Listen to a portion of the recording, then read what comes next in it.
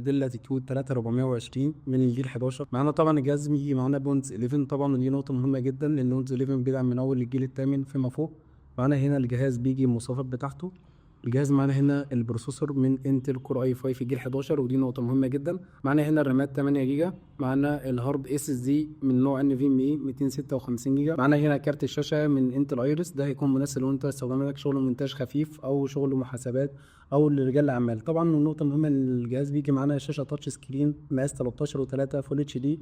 والنقطه المهمه جدا ان الجهاز بيجي معانا هنا الشاتر لوك بتاع الكاميرا، فهيبقى معاك كل الخصوصيه بالنسبه للكاميرا. الجهاز بيجي معانا بالحاله الخارجيه، حاله فون ممتاز جدا كحاله خارجيه وحاله داخليه. معانا هنا حاله الجهاز الداخليه، معانا المخارج كلها طبعا اللي محتاجينها في الجهاز من الار جي 45، الاثنين اليو اس بي، الكارت ميموري. معانا هنا على الجنب الثاني الاتش دي ام اي واليو اس بي كمان الاضافيه والتايب سي. معانا هنا الحاله الخارجيه للجهاز، حاله فون ممتاز جدا. عرض بلاك فرايداي دي لاتيتيود 3420 كور اي 5 جيل 11، رامات 8 256، شاشه تاتش سكرين. تقدر تطلبه من خلال الرقم اللي ظاهر على الشاشه او من خلال الويب سايت بتاعنا منتج ستور دوت كوم او تشارج من مكان 36 نص نبيل وعاد مع النزهه مصر الجديده ارض الجولف.